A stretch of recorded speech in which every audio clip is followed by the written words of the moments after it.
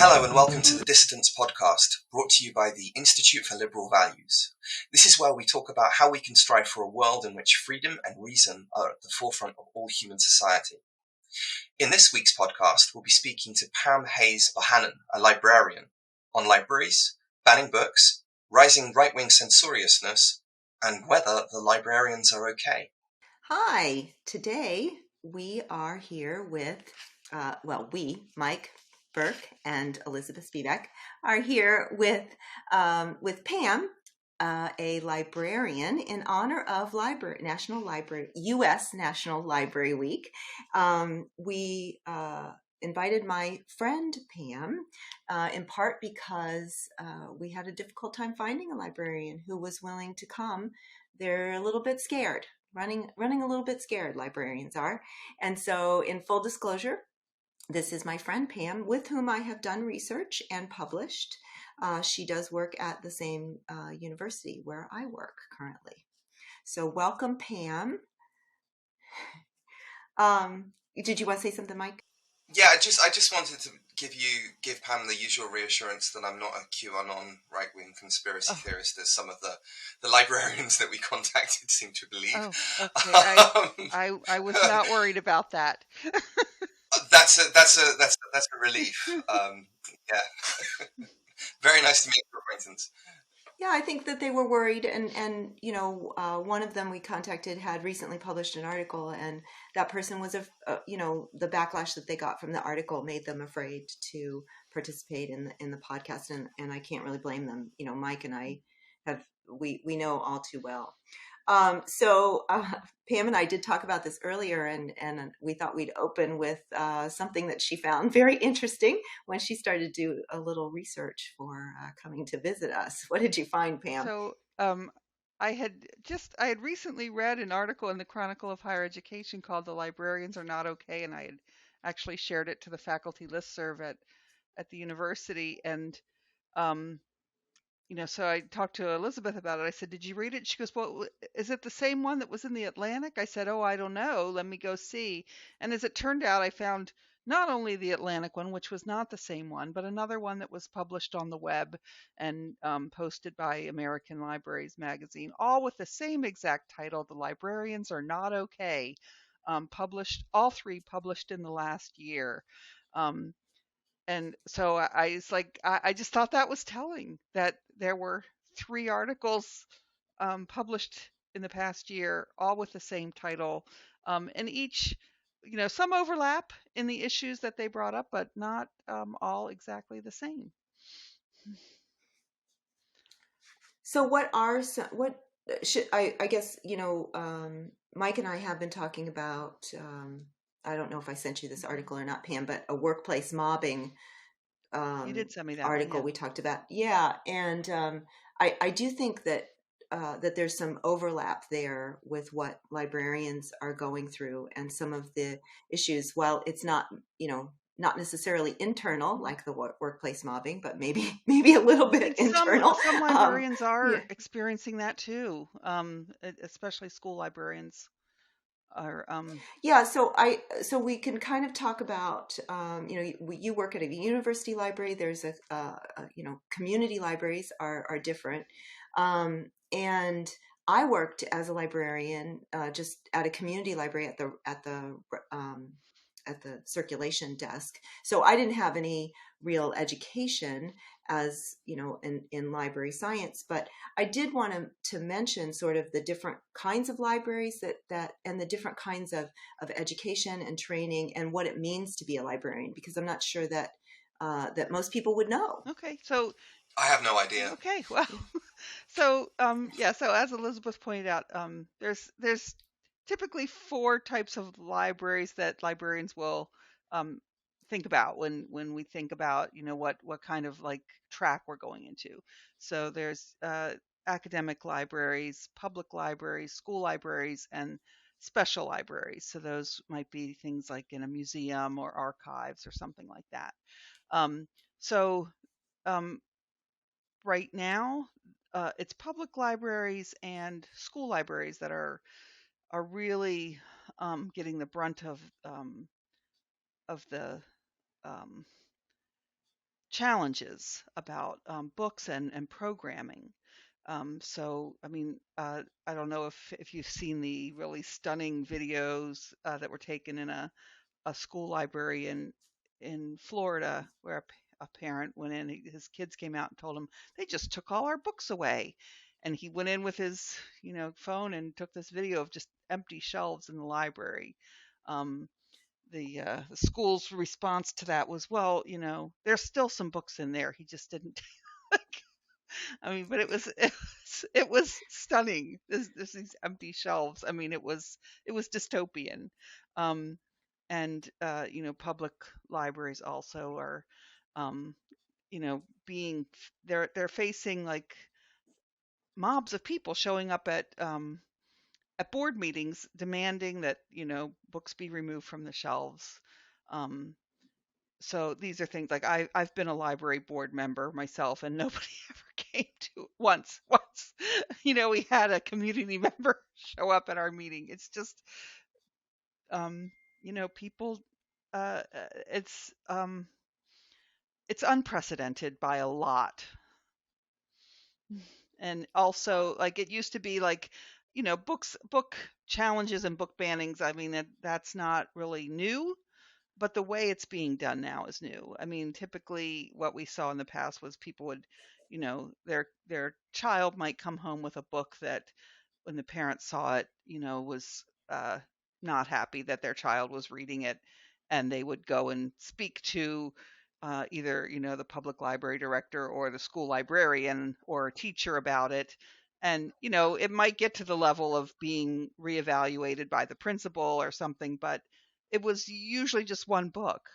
But now it's just like these hordes of people demanding that hundreds of books, they'll have lists of hundreds of titles that they've never even read, um, asking that they all be removed so that nobody can have access to them.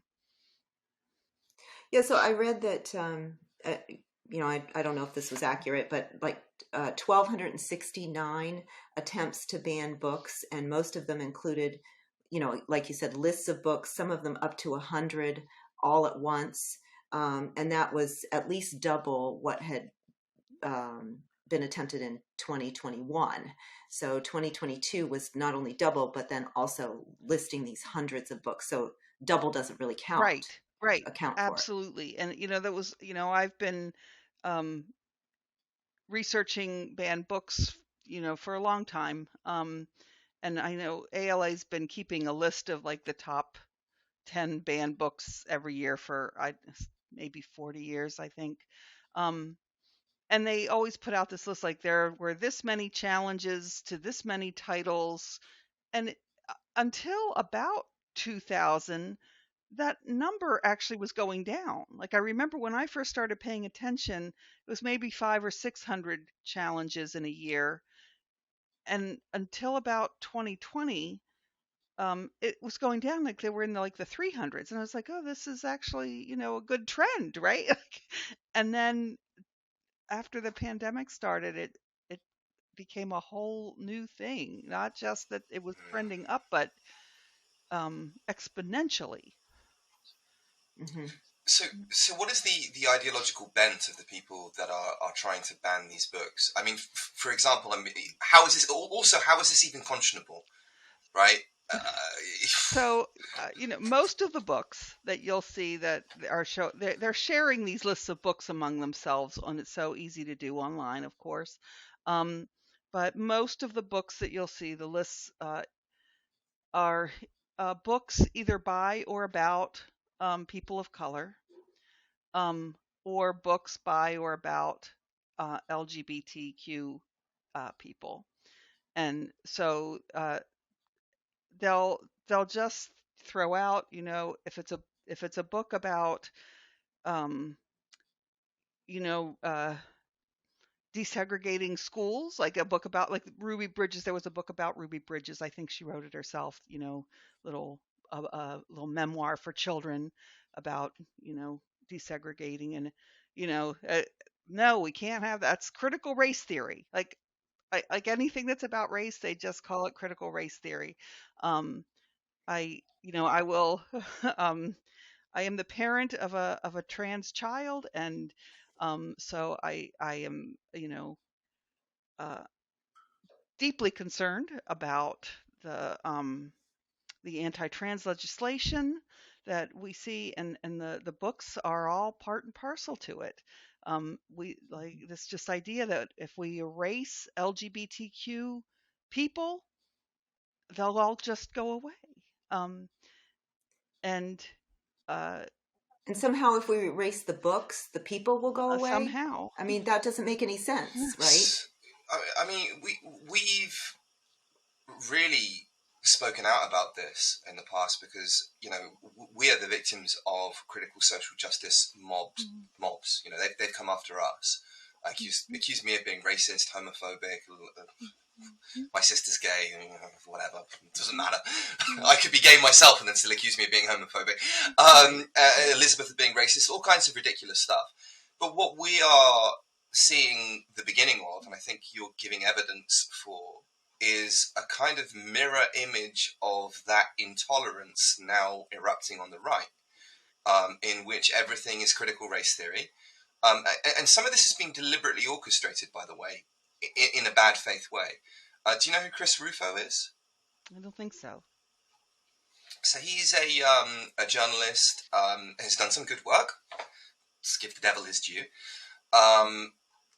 But also has done some bad work, and he pretty much openly said that what he wants to do is to tar critical race theory. When anyone encounters this woke intolerance, that they immediately label it as critical race theory. So it's giving the enemy a name. I don't think that would be fair, even if you were looking at critical race theory, because I don't think all of critical race theory proper, critical race theory where it actually says this is critical race theory, I don't even think all of that is bad. I don't either. I certainly don't think it should be banned. It's a perfectly valid theory that is, studied at the graduate level. I mean, they're not giving it to kids. Like, kids wouldn't even. Well, they kind of. They kind of give a very, very, very, very, very dumbed down version of it to kids, and what's happened is that people like Chris Rufo have really tried to label all of this dumbed down stuff and then tar people like Charles Mills, for example. If you read a bit of critical race theory, you'll know Charles Mills, who is a very interesting thinker.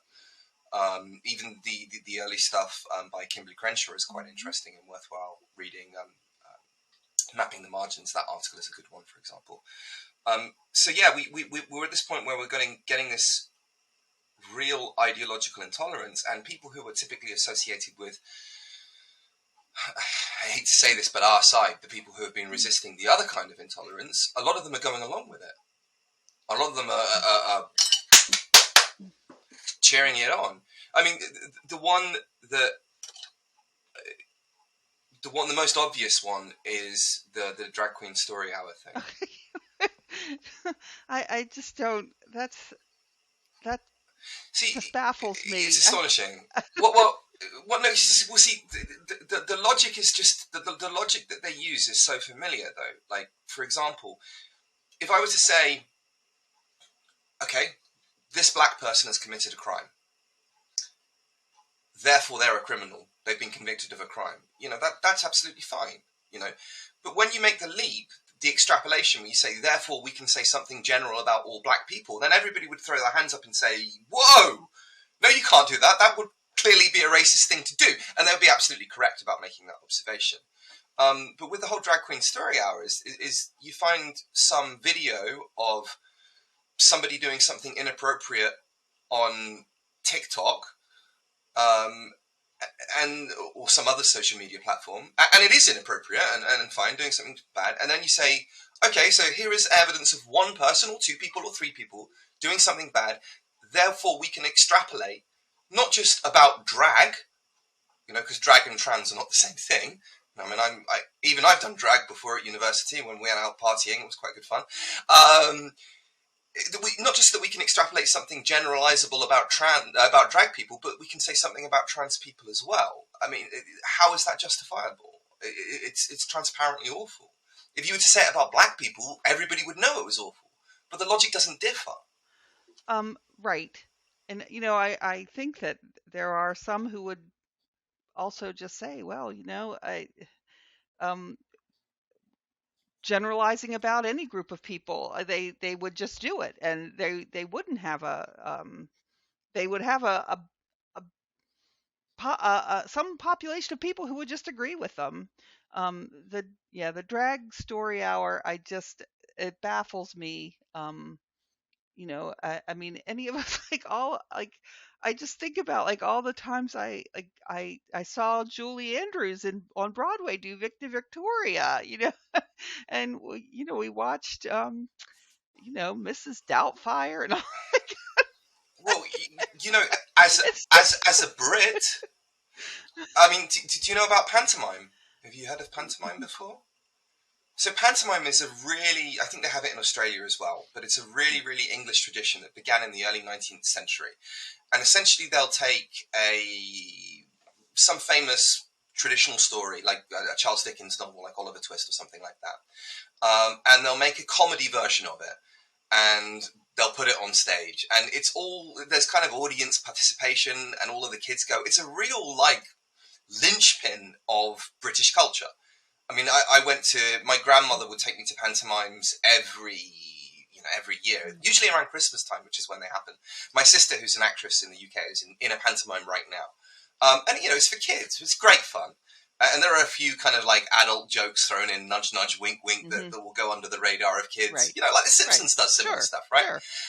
Yeah. And, one of the absolute iconic role, maybe even the iconic role in a pantomime, is the so-called pantomime dame, which is a bloke dressed up in a woman putting on a kind of falsetto voice, so, hello, this kind of thing. Sure, yeah. And it's all very, very funny. It's an early example of drag, and you could even argue that it's sexualized to an extent. The pantomime dame will typically have a couple of balloons stuffed down his, her, whatever, and the same for the rear end as well. So in a sense, there is kind of a sexualized element, but it's something. If that was harmful, if that was corrupting the kids, we would have known by the end of the 19th century. Right. We certainly would have known by the end of the 20th century. In 2023, we know. Right. We know it's not harmful. Right. No, it's not. And I also, I have to say, just the word harmful, I'm done with it. I'm so over the word harmful. It has been, the right and the left have taken it on, like anything they don't like. They just, that's harmful. We can't, we must get rid of this harmful thing. And it's, I think, the left started using it first, I think, kind of overusing it. And then, the right figured out, that works, people. We'll do it too. And now, so now it's stunning to me how there's a university in Michigan. I can't remember which one it is, but they ask every year, which word should we banish? I gave them harmful this year, and I filled out their form. I'm done. If you can't, most people can't even articulate what they think is harmful about whatever they say is harmful. This is what you get on both sides, by the way. It's like when you find the people who are doing all the cancelling from the left, like the academics, they're a professor such and such, they're credentialed, and when they do the cancelling, if you read the books that they claim to identify with, if you read Charles Mills or anything like that, and you push back on them using the books that they claim to identify with, funny thing happens. You quickly find that they haven't read the books that they claim to identify with. That's, that's a pretty typical thing that happens with book challenges. And we know with the ones that are going on now with the hundreds of books, people, and this isn't new, but parents getting pieces of books off the internet, out of context, and then they read it out loud. That's actually been going on a long time too. It's just never been at this kind of volume. That there would be so many people, and I know this is one thing that some libraries and schools have told parents is I said, okay, well, you read those books, and then when you have read them, you can come back and we'll talk about it. And pretty much at that point, they don't hear from them again. I mean, it is a strategy. When I first started researching, book banning and challenges, I mean, it was a simpler time of book challenges, and I remember I remember looking at like forms that schools would have, if a parent came in and wanted to challenge a book, and some of them were pretty straightforward, did your child read this book? Did you read the book? But others like had more like, what do you think the theme of this book is? And I'm thinking, well, it's not like somebody was offended. I mean, people get offended by stuff, right? And I mean, sometimes you just can't articulate what's offensive. But this isn't an English class. What's the theme of the book? I thought that was just kind of mean, and always this question like, did you read the whole book? And I thought, well, if I'm offended by something, I'm not going to read the rest of it, right? But I have gone, I've done a 180 on that. Yeah, make them read the whole book. That's a good idea. I mean, it's a different time.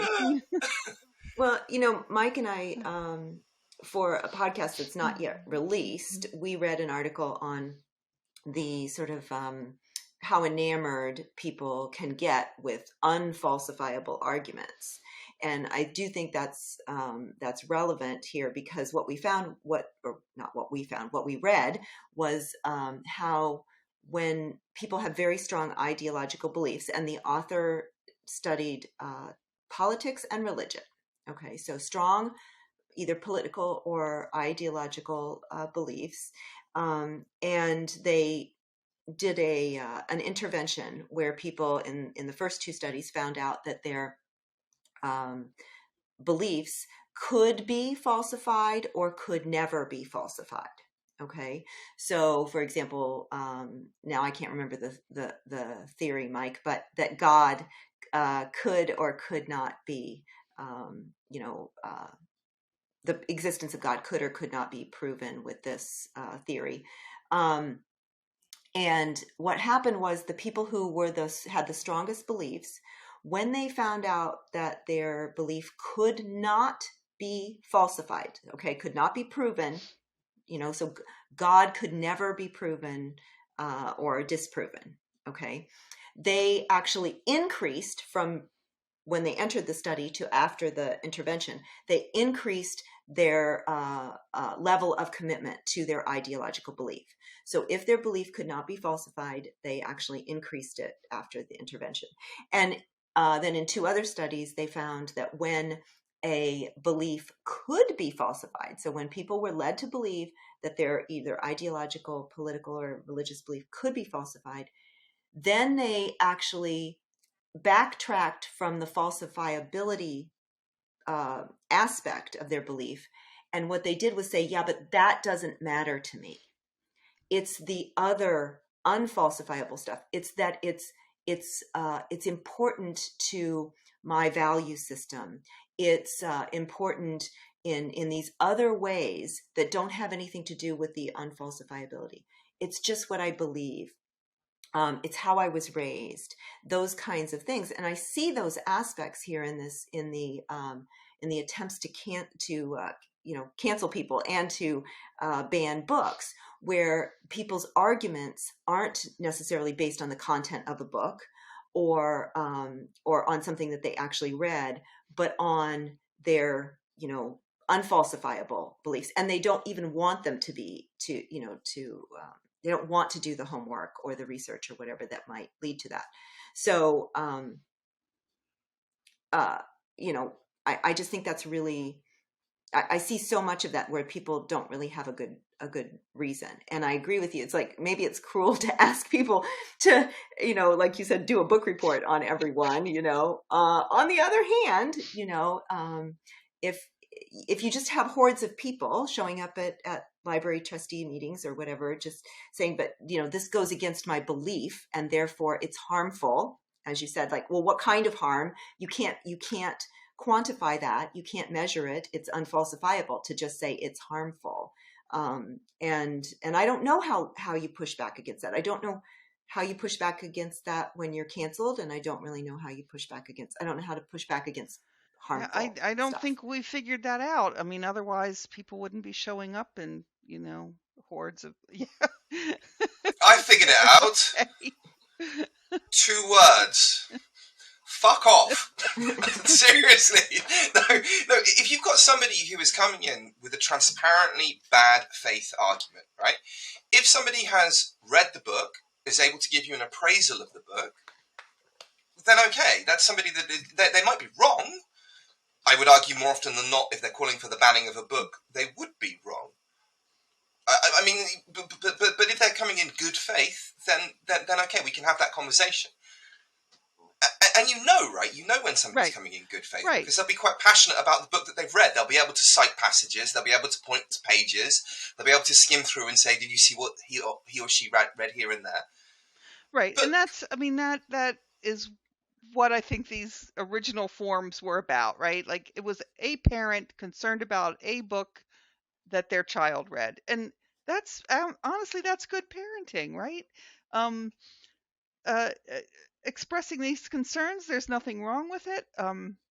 But banning the book or preventing any other kid from seeing it. I mean, this is like there's all these parental rights bills that are showing up now too, and it's I'm thinking it's again it's a certain group of parents who want these rights, and they want the right to not only make these decisions for their own children but for everybody's children. And what about my parental rights? I want, I mean, my child is an adult, but I'll tell you a story. Like when he was little, we were at the public library. He was maybe 6, and there was a sign up in the library that it was really there for me, as the parent. It said, "Please be aware that all library records are private, even for children." Something along those lines, And I mean, it wasn't there for my information for my kid; it was there for me, right?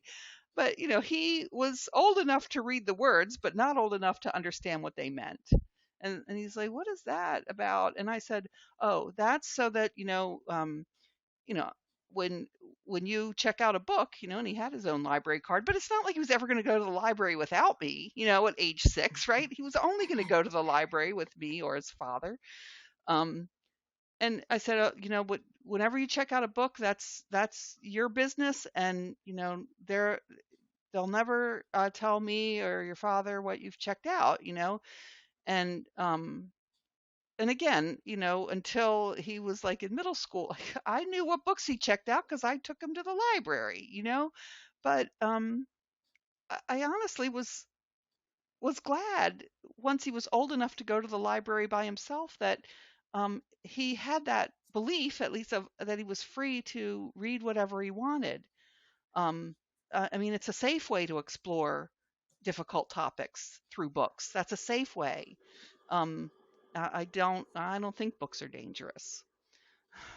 I was going to ask you about that because when I worked at the library, we had the same policy. Like at age 7, I think it was, a child could get their own library card, and of course the parent signed a little form, because obviously the parent was going to have to pay the fine, right? But the parent signed a little form, and that was included that and we would tell the parents, look, if you want to know what your kid's taking out, then you don't get them their own card. They check out books on your card. That's how you keep, if you really want to know and you want to be in charge of this. But if we're going to keep your child's records private, and that means even from you, if you let your child get their own card. And I was going to ask you if that was, if that's still true, or if some of these parental rights acts are pushing up against that also. I know there are some libraries, and that this isn't new. Some libraries, and again, this has to go with community standards, but they'll offer a family library card. So, I mean, I don't know how it's any different than, a kid checking out books on their parents' card, except that maybe the kid could come by themselves with the card, right? With the family card.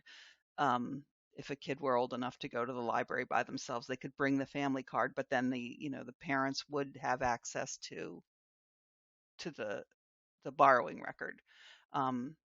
So I mean, I've never worked in a library that had that, but I know that it's a controversial issue in some communities that they would have these, and it's something I disagree with, but I know. Have you just as a suggestion, have you ever maybe considered asking these parents whether they're aware that the year is 2022 and not 1953?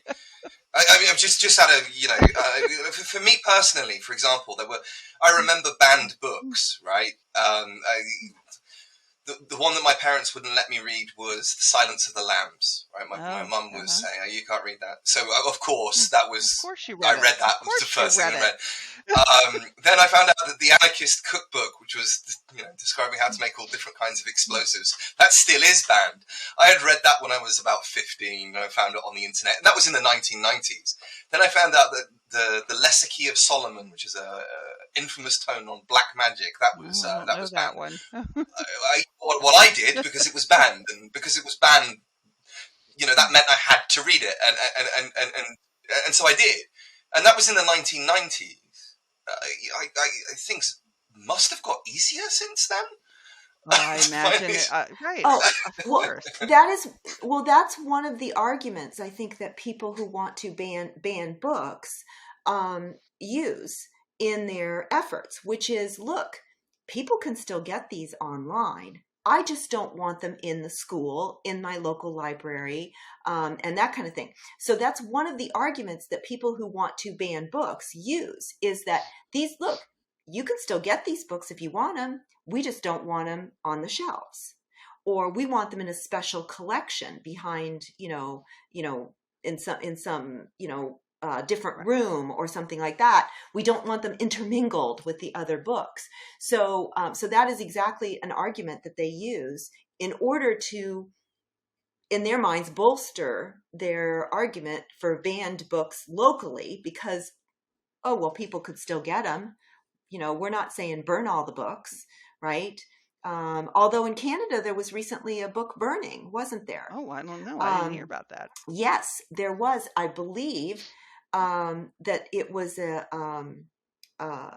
actually Indigenous, in theory. It turned out that the person who sponsored the book burning, they did something with the ashes. I can't remember. I might have the website available to me. It was like a history of, I think it might have been, like a history of book burning. And then it turned out that maybe that wasn't quite such a good idea after all, that maybe it wasn't actually inspired by Indigenous people who wanted to get rid of some it was like a they weren't burning all of the same book, but they were kind of, like showing their disdain, I guess, for, I didn't hear about that. By a burning. So I'd have to look that up. So I shouldn't say too much, because now I can't remember. That was like 2 days ago that I read it. To your point about people saying, the books are otherwise available, or they're still in the library, they're just in this other part. Like, that's, from a librarian standpoint, they're wrong. The point of a library is that, it's that the books are available for the people who want them and who need them. And so when you take a book like, This Book is Gay by Juno, whose last name I already forgot, but it's one of the frequently banned ones. And you say, well, move this to the adult section, right? Then, or they have to come to the desk and ask for it. Like, well, no, that's, a young adult who is looking for that book, who's questioning, doesn't need to have the extra burden of going to a stranger and asking for the book, or being told, oh, that's in the adult section and you're not allowed to use the adult section. that they're available for purchase online. Again, public libraries, remember the jingle when we were kids, Elizabeth? Libraries have it for free. They're free. They're Yes. free. And they're there for people who can't otherwise afford the book, or can't get to the store to buy them, or can't, don't have their own credit card to buy it from Amazon. Those arguments are, as far as I'm concerned. Do you know the story of Thomas Sowell? Do you know Thomas Sowell? Thomas Sowell is a black economist, stroke philosopher, stroke polymath. I mean, he does everything. He's conservative, and that kind of rubs people the wrong way. But as a centrist, I think the man is. I don't agree with everything he says by any means, but I think there's no question in my mind that he's brilliant. He basically educated him. So he grew up in Harlem, and to a really, really poor family, no money at all, and he educated himself in a public library. I mean, that's literally how he got himself right to the top. He got a library card. He went to the library and he just read everything in it. And he's in his 90s now, but he's still right up there. Really, really, really, really far in. So I mean, I think you're right. Libraries are, if it wasn't for the public, and he's quite open about that. Right. If it wasn't for the public library, he wouldn't be where he is right now. And you can't get everything online, right? Right. You can't. You can get something. Well, in a way you can if you're willing to put a lot of effort in, right? If you and really, in some really, cases, really break the law, sure. Yeah. Yes. I know because I've done it. Yeah, I mean, I've done it in the case where I've tried to find books that are out of print that somebody is selling for, $200 or something, and it's like, no, I'm not going to pay that, and then I'll find the book online. But yeah, it's not an argument. I don't think it's not a good argument anyway. So Pam, I wanted to. So this is sort of a follow up to almost like where we started. Sure. So again, I was like just I worked at the circulation desk at a community library, and so I didn't have a library degree, and I'm not sure that a lot of people really know what a library science degree is. And then I'd like you, if you could talk about that for a minute, and how librarians do decide what goes into a collection, because I think that's really important also. So most of the people that you see when you go to a library are actually not librarians. They are library workers. They're all they all have important jobs. I don't want to suggest that my colleagues who don't have library degrees are not nearly as they have, their jobs are just as important as mine is. But I have a library degree. It's a Master of Library Science, which is I got my degree in 1991 when we just had a Master of Library Science. Now it's typically called a Master of Information and Library Science. And that is considered the terminal degree, right? There is no So there are PhD programs for librarians, but typically, if you wanted to teach in a library school, that's what you would get. But a librarian typically, has the MLS, and that's true even in university libraries. That we have the terminal degree is the library degree. Often it's also true in university libraries, such as ours, that you have a second master's degree, that the second master's degree is in fact the terminal degree. So I have a Master of Library Science. I also have a master's degree in Spanish literature. And that allowed me to get promoted, to the highest rank. And so a person at least at our university, who does not have a second master's degree, can't get promoted to the highest rank of senior librarian, but they still are professional librarians. And so I don't even know what they teach in library school anymore. My degree's over 30 years old. Thank goodness for that. But I will say, like, as far as theoretical stuff, like book challenges, those are the kind of things we talked about, um, and who should have a library card, and is it okay for kids to, like, those are kind of discussions we had in library school. But one of the courses we had also that was sort of a basic foundational course was collection development.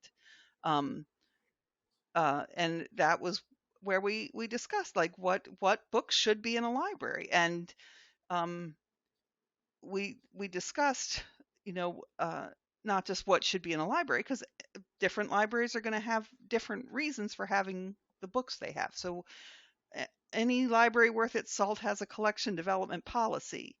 And so, for instance, at our university, we buy books that support our curriculum, right? So a book might be a great book, but like, you're not going to find the latest bestseller at the university library unless it actually supports something in our curriculum. But a beach read, stuff like that, we don't have them. There, and it's not a philosophical thing that they're, not good books, just it's not part of our collection development policy. We have a budget, and we can only afford so many books, so it has to fall within these categories, right? And a public library isn't going to have esoteric books necessarily. They are going to have the beach reads and the many copies of the most recent bestseller, because they're serving a different population. So even like at the university, we have children's books, but they're books because we are a teachers college. So they're books that are used in the classes where we teach, about elementary ed. And but again, they're not going to be the same kind of children's books, or even as many, right, that you're going to find in a public library that serves children. And we're not going to do story hour either, so and a school library, is probably going to have a lot of books for that are of interest to a small age group, right? Okay, so we only have grades 5 through 8 in this school, and the books are going to be of interest to those people. And then there's going to be, maybe a smaller but significant collection of books for teachers, right? So these are all part of the policies, right? That everybody has a budget. We can't buy everything, so we have to write a policy, and then when we have our budget, we have to determine, well, this book looks great, but nope, it doesn't fit our collection development policy, so we're going to save that money for a book that does. We don't want to buy books that people aren't going to check out. So librarians, collection development, are not purchasing books because they have an agenda. Because when I'm reading this, like, I just re-skimmed this article that was in the Library Journal, and over and over and over again, it's at the May board meeting, the same members stated that intellectual freedom is not a real thing, but a made-up word by the library world to push an agenda. Okay, well, it's a real thing. In Cook County, I was accused by a small local group of operating with an agenda over and over and over again. I'm seeing that this is what they're going to, boards or library directors or whatever, with this accusation of an agenda. Well, I'll tell you, purchasing or displaying. The exact opposite is what's going on. These people are showing up with their own agenda and intimidating librarians and library workers with that agenda. And I will tell you that a real phenomenon is, and I've heard many librarians, especially school librarians, talk about it, is that because they've been so badly intimidated by these would-be book banners, they won't buy books that they otherwise think they should have, because they just don't want to. They don't have the energy for another fight. There's this, it's like this silent banning, right? they're secretly banning books themselves, books that they want to buy, but they just are thinking, well, okay, if I buy this, who's going to be mad? Can I just speak a little bit to how profoundly moronic this mob of people seem to be, or strike me as being? I remember watching. I'm a huge boxing fan, and I remember watching a young Mike Tyson. And he was in his teens, and he was going through videos of past great boxers, and he was watching all of these boxers and thinking, what can I learn from this person? What can I learn from them? He was incorporating these things into his style. For me personally, I have been attacked by the so-called woke, critical social justice left, and it's been horrific for me. But at the same time, I've also been successful in pushing back at them, more so in my case than perhaps anybody I know, in terms of pushing back against them. And the reason I have been successful in pushing back against them in my own case is because I read all of the books that they claim to have read and hadn't.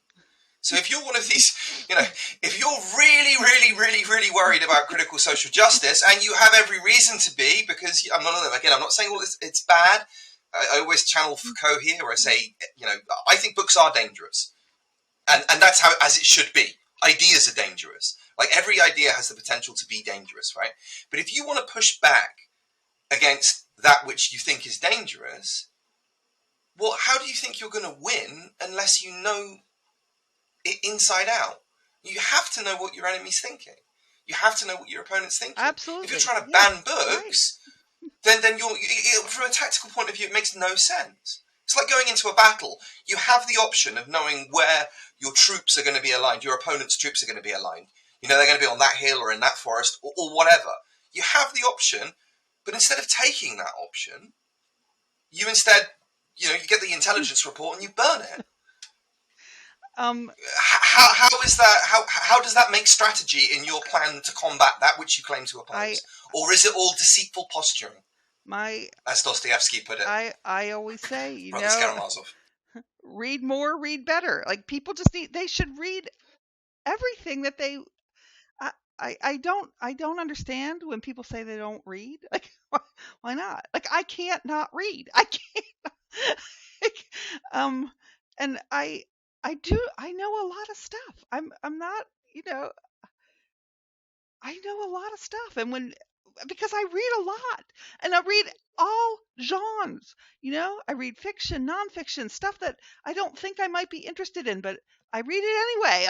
And then I can have conversations. I remember one time there was this young man who worked at the library. He was a student worker, and he was a wrestler, and he had that, kind of jockey look, and but he always had something he was, he would sit at the desk, and he always had his own, like, fun book that he was reading, not his textbook. He wasn't doing his homework like a lot of the student workers do, and I think they all should. I don't have any problem with any of that, right? Sit there and do your homework or read a book until somebody needs your help, right? I don't have a problem with that. But he was always reading something interesting, like Aldous Huxley, Brave New World, He's always reading, like, classic works. And I said to him one time, I said, gee, Joe,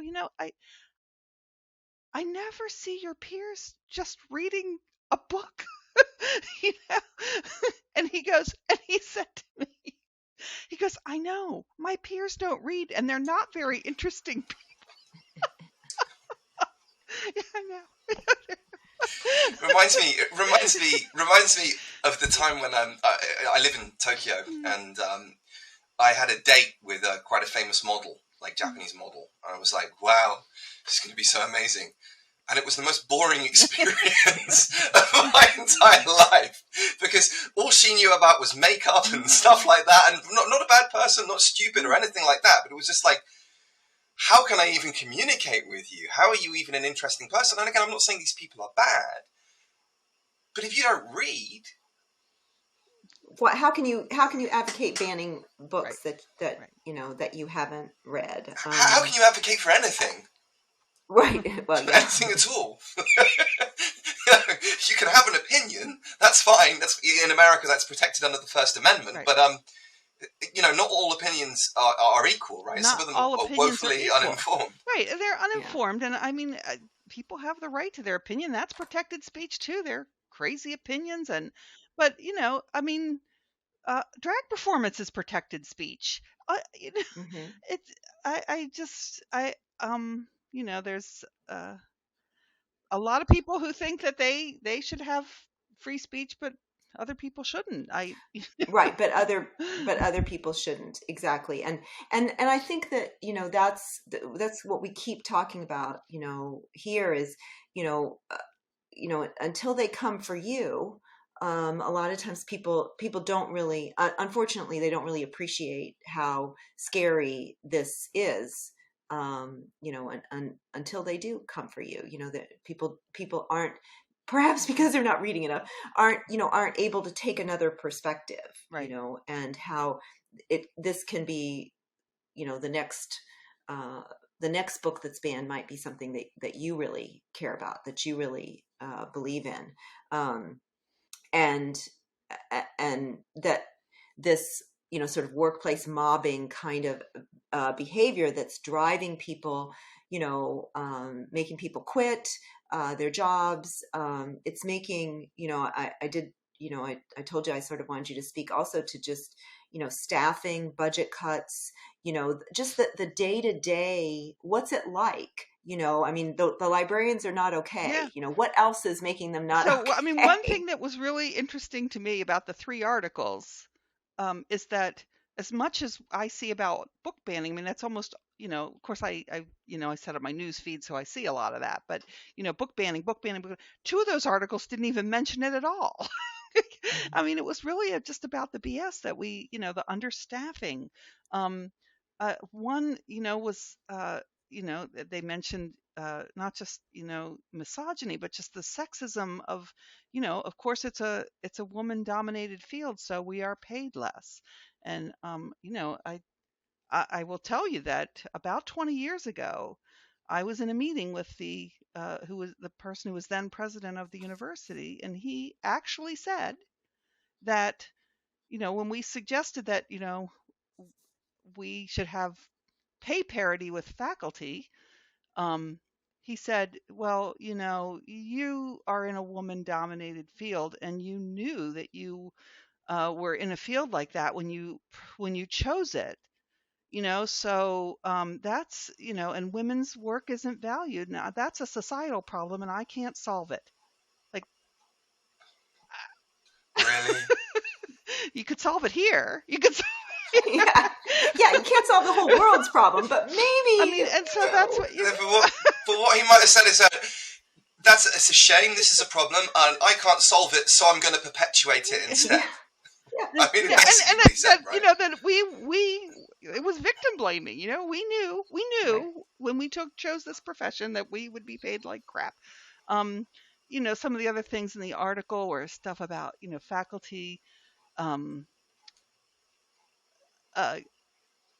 This idea that I mean, there is a service. It is a service job, but that doesn't mean we're subservient, right? And that faculty will come and they want us to make photocopies for them, and like you need to find a student worker to do that, or do it yourself. But like, do it yourself. I once had this was, again, it was 20 years ago. A faculty member called and she was looking for a particular map of something, and no, this was, again, it was 20 years ago. The internet was nascent. But and Google was very new, but I knew, as a librarian, I knew all about Google, right? So she asked for this map, and I thought, oh, that sounds like something that might be online.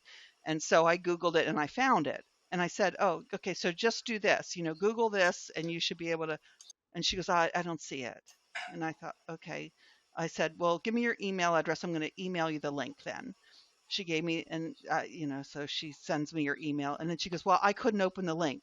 Like, okay, none of this is my fault, but okay. I said, you know what I'm going to do? I said, I'm going to print out the map and I'm going to put it in campus mail and send it to you via campus mail. And I mean, I could not figure out, like, I could see it right there, plain as day online, right? But she wasn't. So the next day, she has her secretary call me and say, Dr. So-and-so didn't get her map. She thought it would be on her desk this morning. And I said, okay, well, I'm not in charge of campus mail. Like, I know I'm not going to hand deliver it across campus. I told her I was putting it in campus mail. Like, once I put it in campus mail, like, it was no longer my problem. I mean, but that's just one example of kind of this indignity. You know, and the article mentioned about faculty calling us at the last minute to teach. Could you come teach my class because, I'm not going to be there. And so, you just tell them, you just talk about the library. They don't really have anything they want. Just do your usual library thing. Or, I've shown up at class, with a lesson plan, assuming that, I had the entire class period. Oh, no. I only want you to talk for 10 minutes. I've got all these other people here to talk about their offices too. Like, okay, well, you could have told me when you asked me to come and talk. Like, they just... So the kind of problem you're describing here is actually coming around and biting faculty in the arse, like the same problem, because they didn't understand. They didn't understand what your job was, and because they didn't understand it, they didn't afford you any appreciation. Whereas what you should be doing is, I don't know what person X does, but the library is working, so that's a good thing. But no, they didn't appreciate because they didn't understand.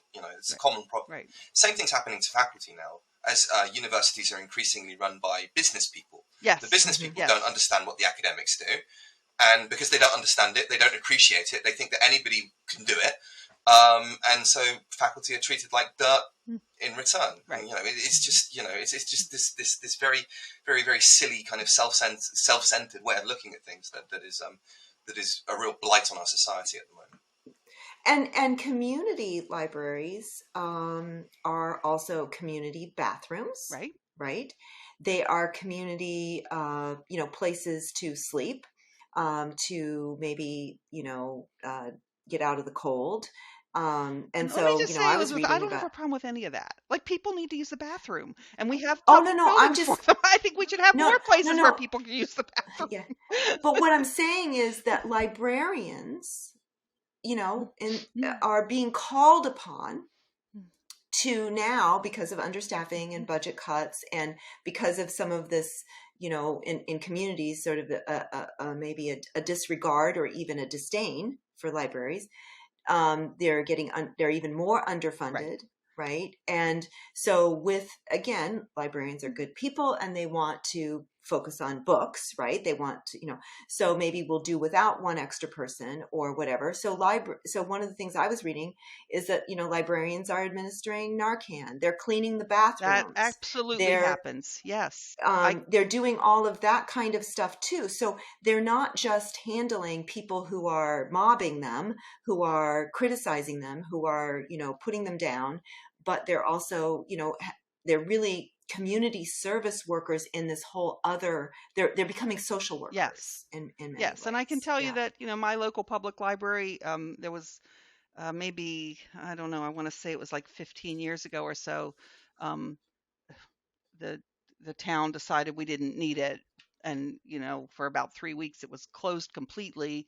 And then it reopened for maybe 15 hours a week. It's back, it's back on track now, but there was this short period of time that, and it was open for 15 hours a week. And the people there was no janitor, there was, nobody, there was just the people, who, the librarians, there was like 3 librarians who worked there, and, they took out a bag of trash every day at the end of their shift and came in on weekends and mopped the floor. And, if you want the library open, you need a whole staff that goes beyond, librarians, and, they all matter and they're all important.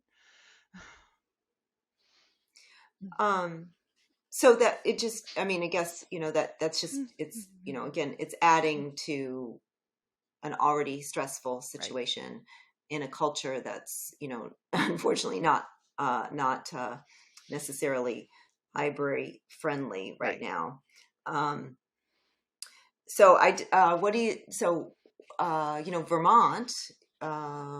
here in the U.S., Vermont state universities have just proposed that they would close all of their, I don't know if you knew this, Mike, but all of the state schools would close their libraries. It's cost too much money.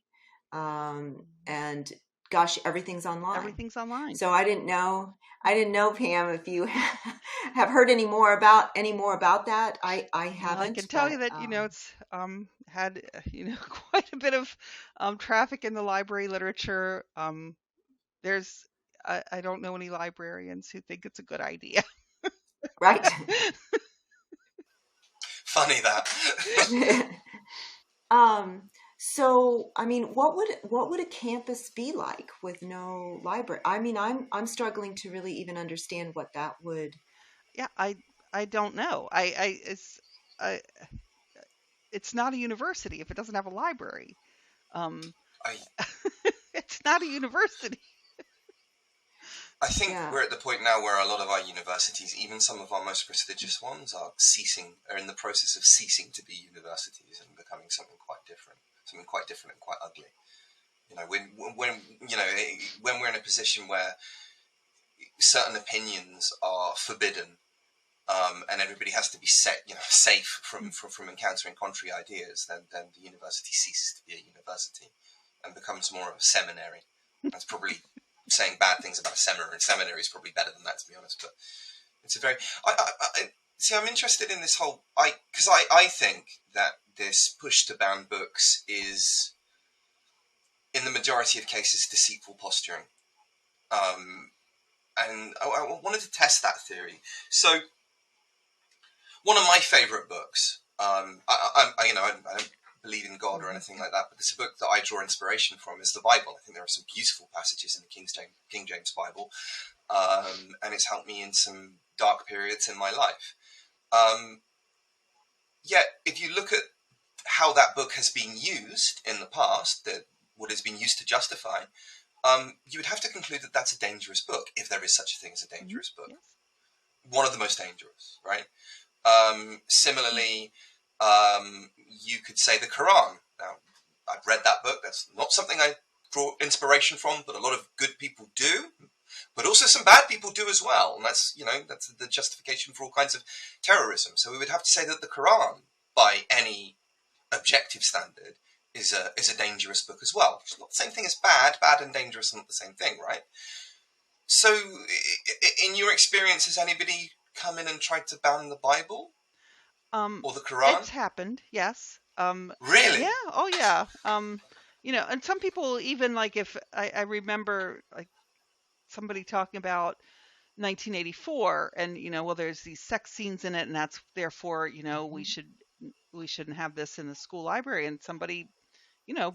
pulled out the Bible and read a passage that was just as sexually explicit.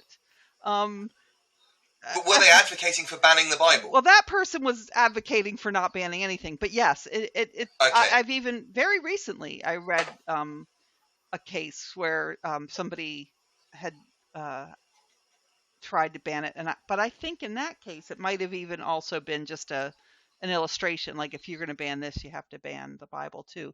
But I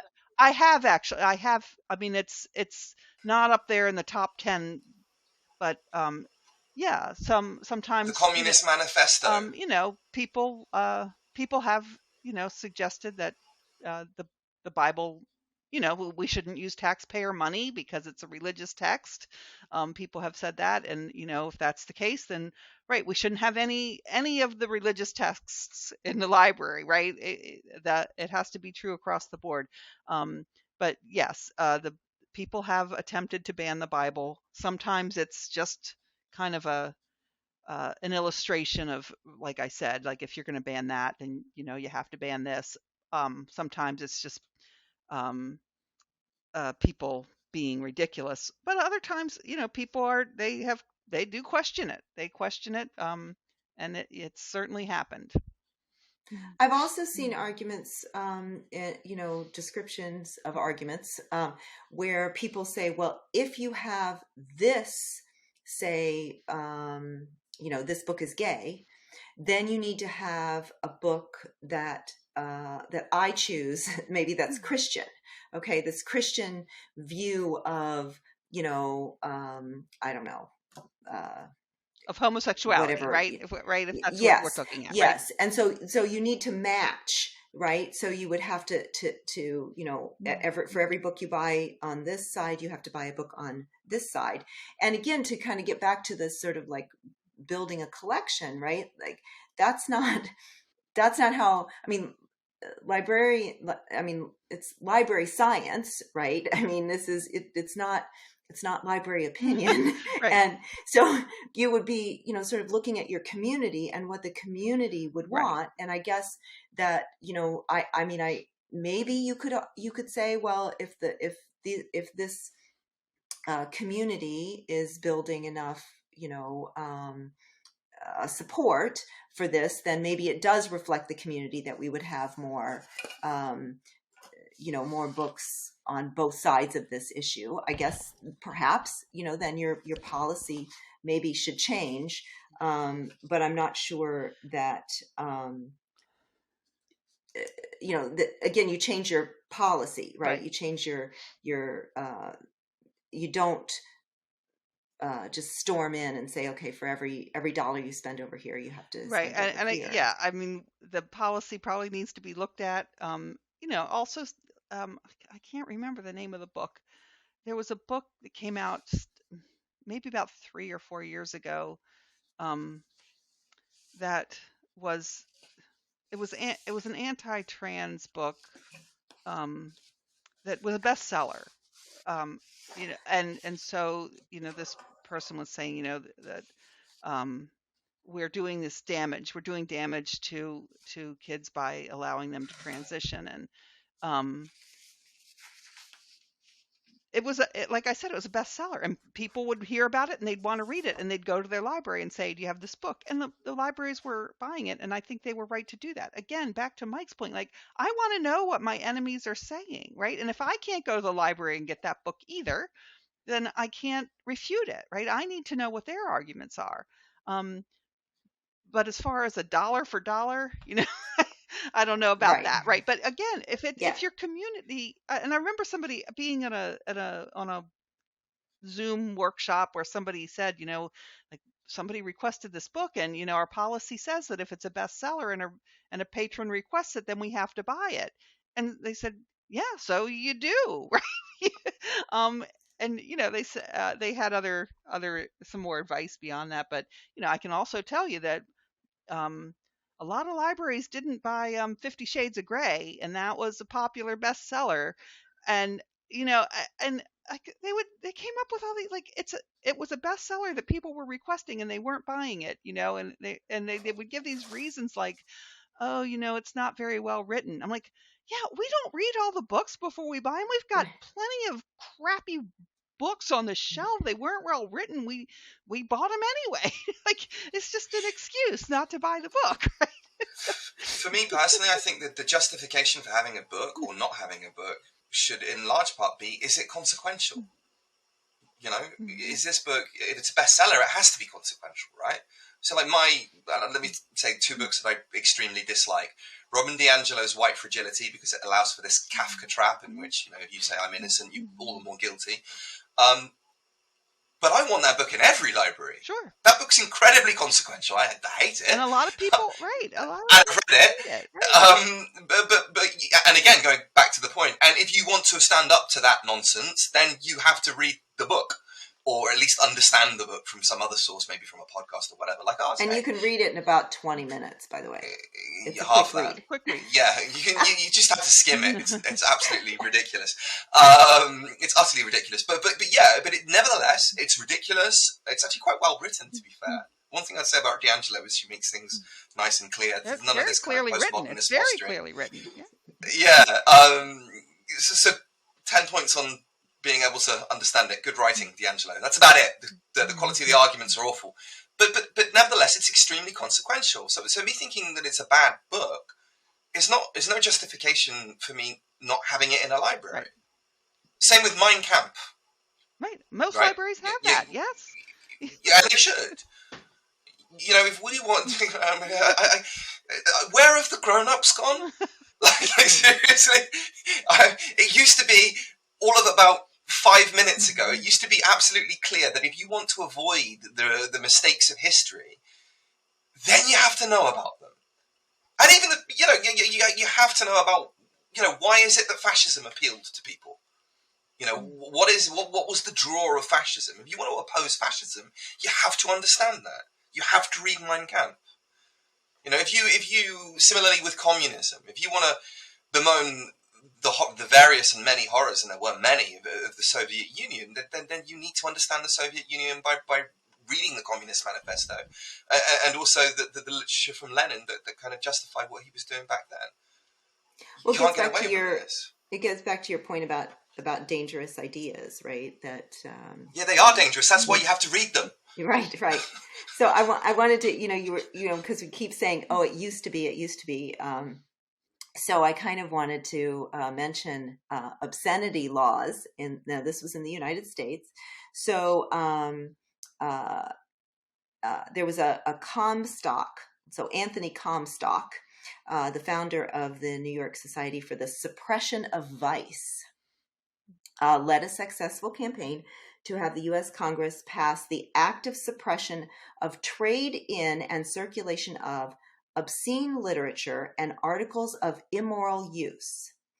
So that was March of 1873. So the Comstock Act prohibited the possession and circulation of any obscene book, pamphlet, paper, writing, advertisement, circular, print, picture, drawing of other representation, figure or image on or of paper or other material of or any cast instrument or other art. I mean, it goes on. And this was used to prosecute people. The pamphlets were big at the time, and they were, mailed out and everything. And so people were prosecuted and jailed for printing them, for distributing them. So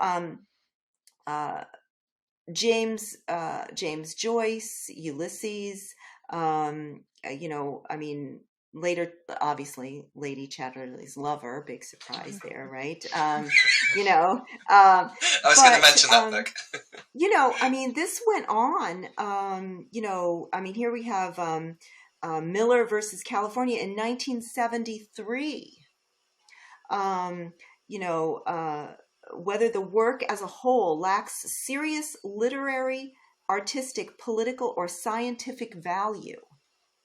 And so if taken on the whole, does the material appeal to prurient interest in sex as determined by the average person? I mean, talk about unfalsifiability, right? Applying contemporary community standards, portrays sexual conduct as specifically defined by applicable state law, and lacks serious art, literary, artistic, political, or scientific value. Subjective, and therefore the tyranny of one person's subjective is then just put on everybody. And if you are naive enough to think that people will not abuse this, then you have no business making any comment on anything. Yeah, so it's not, I think that sometimes we do both things, right? What we say, the past, it's like, they, they just didn't know. They're so, uneducated or unwoke or whatever in the past. And it's so great now that we're, that we're in this new age. I think we do that. And then I think we also, forget that there has been so much progress, in terms of, race and just, the availability of things to, of materials to read. And I mean, there's so much progress in so many areas. And I think maybe we're in this time period now where we discount that, maybe more than we should, and we don't value how far we've come, and how fragile that is, how truly fragile that progress might be in this, I don't know, confusing time. I will say, so I mean, the description and the definition of obscene that you were reading, it's still being used. It's still being used today, and that they'll, that's something I see a lot with when I read the articles about the book banners, is these parents that come and they say the book is obscene. And that they actually are able to apply those and say, no, it taken as a whole, right, this book is not obscene. And here there's like 3 criteria that they will apply to it based on what you just read right now.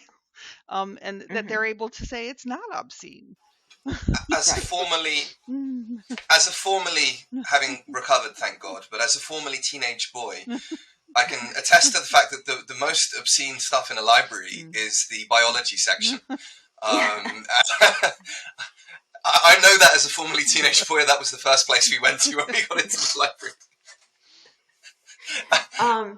So early on, right before we started, I had read a little something that I thought I would really like to revisit. So I can't take credit for this.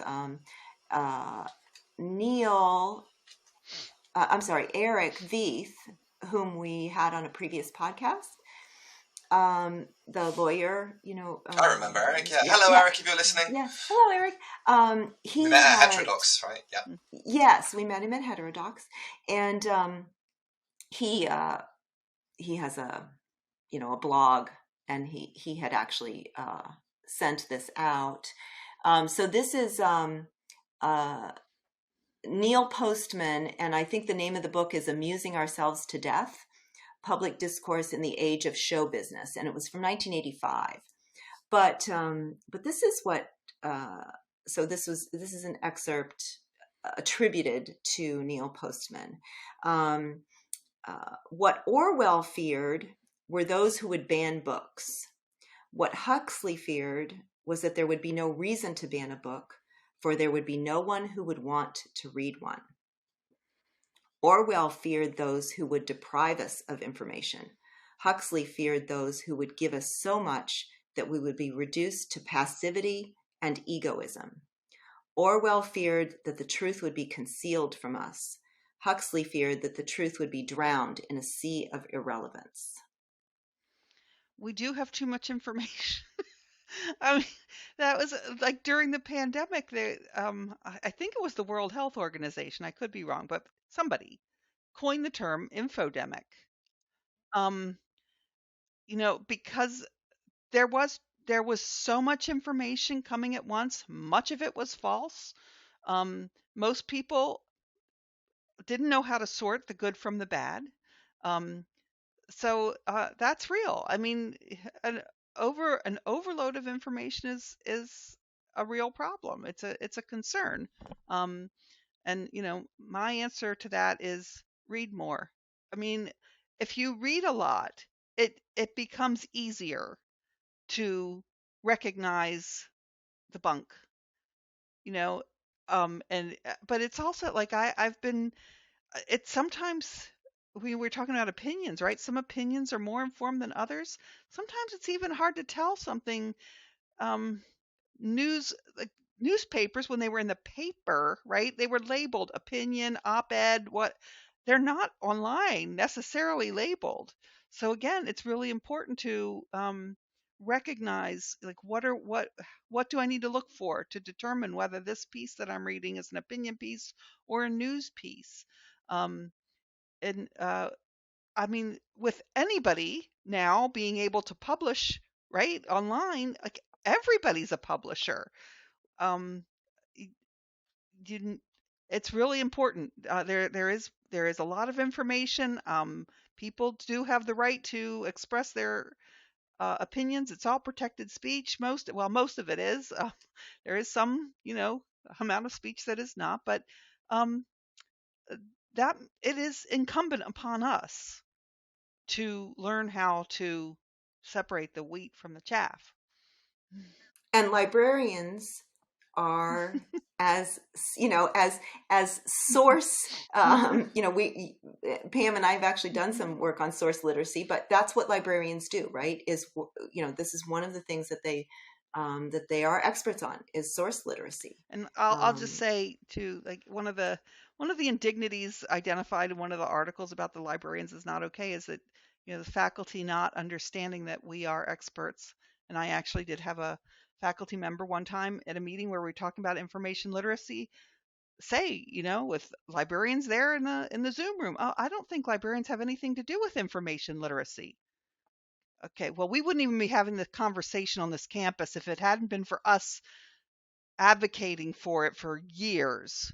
I was just so stunned. I was stunned into silence. Yeah, I really, really, really, really have. I take issue with people who do that, and it's an awful lot of people. The book that convinced me of that problem was Edmund Burke's Reflections on the Revolution in France, right? When he talks about England being a nation of shopkeepers and this idea that we don't necessarily, just because we don't understand, society slowly evolves over time, and it has certain institutions with it. And no one human being can understand any of those institutions, not even the people who work within them. So, not even a librarian understands every single library in the United States, right? That would be an impossible ask. But just because you don't understand an institution, if it's been there for a long time in your country, like libraries have, not just in America, but across the world, then it's there because it has value. And just because you can't understand, you don't know the value of it, that's fair. You can't understand, you don't know. It's reasonable, because that's most people on most topics. Right. That's me on most topics, that's you on most topics. But just because you can't understand the library doesn't mean that you therefore get to say that it's useless or it has no value. And history has shown us, with the French Revolution was the classic example, right? These people who had no experience in statecraft and the various institutions, they pointed out some of the things that were wrong about the monarchy in France, and they thought, we could just do away with the whole thing, and the next thing that we bring along will be better. No. You cut out these institutions because you don't understand them at your absolute peril. It's an incredibly arrogant thing to do. And anybody at a university level, anybody who's teaching at a university level doesn't understand that insight, frankly, ought to feel ashamed of themselves. It's a very, very, very deeply, deeply silly thing to say. I go off on those rants from time to time.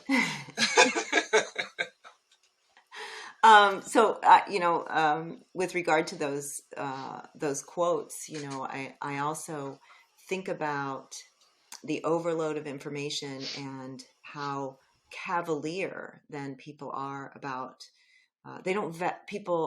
Many people don't value knowledge anymore because it's apparently available to them any moment, right? I can always just, if I need this, which I probably won't, I'll just look it up. And that's the Huxley fear, right?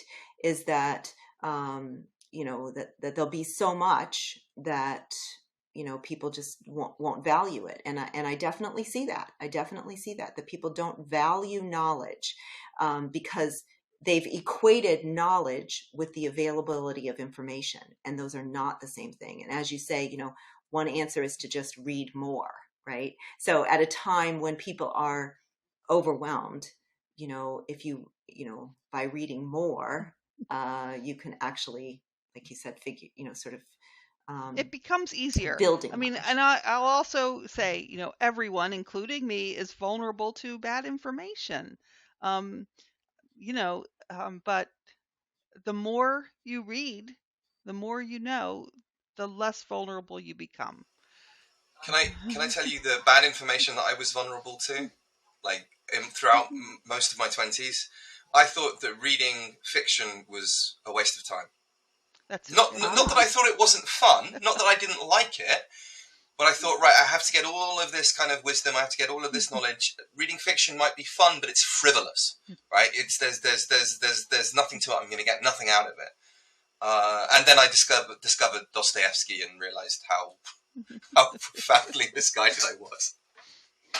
When I worked as at the circulation desk, and I think this was life-changing for me.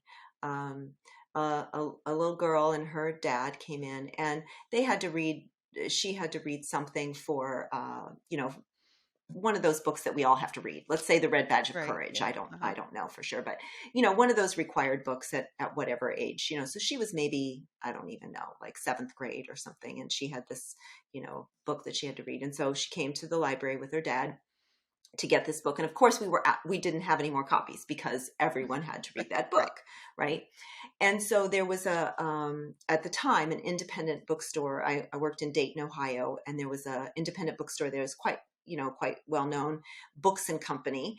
And it was just this, I'd never seen anything like it before. It was huge. Now that's all that there is, right? Mm-hmm. But this independent bookstore with, they would have authors all the time. And it was, and so, we suggested it's just down the street, and, you can buy a paperback of these books, fairly cheaply and stuff. And so we're really sorry, but we don't have any, and there weren't going to be any back. We can tell when they're going to come back in, right? You can tell that the circulation desk.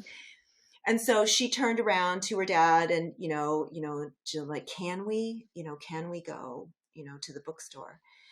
And he said, I am not buying you a book.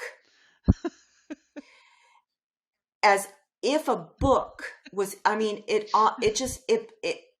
can bring me to tears now after 30 years, that listening to him despair, the idea of purchasing a book was offensive to him. He almost talked about it like it was dirty, and of course, I'm in a library. I always felt like when I worked in the library, like, I've never worked around smarter people. The diversity of interests among people who work in a library, even bookshelvers. Everyone, they revere books, and at the time I was getting a master's in English lit, and still, until I heard that man say that to his child, I don't think I really understood how valuable books had been in my own life and how important they were, until I heard that sort of disparagement and the sadness. I've always remembered how sad that we all felt, and the idea that more children would be denied more books to take home from their school, or to visit at the library to just look at, or to just to turn the pages, that of a book that means something to them, that touches them in some way, that or that, like Mike said, is frivolous. It doesn't. But there's the value of that experience. I think I just think is developmentally. Important doesn't even touch it. I had crucial. that abuse. I had that abuse as a kid, quite similar. Because I was interested in books, and because I was consequently interested in discussing subjects that other people would regard as deep. In the UK, Burke, who's doing this, he's gay. I was accused of being reading but not books. not by your parents. No, not by my parents. No, right. And you weren't denied access to books, or no. Like but that kind of the kind of the negative connotations of reading and learning were definitely there in the UK as a kid. You were accused of being, as if there was anything wrong with being gay. But there was, the person saying it was saying more about themselves than they were about me. But I didn't realise that at the time. Right. It was a nasty thing to go through. I hope that's gone. I hope people don't do that anymore. I don't know. Like I said, I'm not sure people value knowledge like they should. So, I don't know if have we reached the end of our. I think what we should do is finish on a really important point that Pam made, and she said people need to read more, and I agree. But there are so many books out there, and we can't read all of them. So, can we suggest one book that we think people should read each? that would help them, give them the kind of knowledge that would help them sift through the noise today. I'm going to go Dostoevsky, Notes from Underground. Okay. Which I think is an amazing book there. Margaret Atwood, The Handmaid's Tale. Okay, good. Okay. Lee Smith, Fair and Tender Ladies. I've not read that one. I don't. And also Virginia Woolf, A Room of One's Own. I'm going to throw another one in, another Dostoevsky, because I'm a Dostoevsky fanboy. The Brothers Karamazov is also absolutely have to read it. Not just because it's a great story, it's a really, really good story, but just the wisdom in that book, particularly from the fictional elder Zosima, who's this elderly monk who's just incredibly wise. And it's got different kinds of intellects in there, like there's Ivan, who's one of the three brothers, who's also wise in a completely different way, and also dangerous. But yeah, fantastic book. And read it not just as a story, but as a work of philosophy as well. The Fire Next Time. Awesome book. You can't go wrong with anything Oscar Wilde. No, you can't. Well, how many editions? I'll also say, Elizabeth and I, one of the things we bonded over is our love for the book Are You There, God? It's Me, Margaret by Judy Blume. It is every, young girls read it. Every teenage girl read it. And I recently had my husband listen to it with me on audio. He thought it was a great book. I would say everyone should read it. Everyone should read it. Yes. It's yes.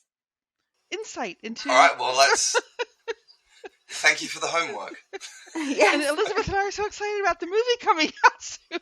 Yes. Always read the book though first. Oh, if there's a movie, make sure you read the book. That was a rule in our house when my child was younger. Like, if you want to go see the movie, you got to read the book.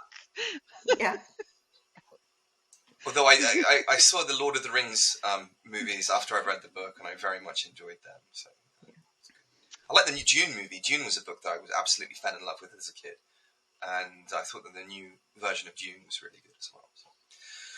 Good. All right. Okay. Thank you very much. Thank you, Pam. Thank you, Pam.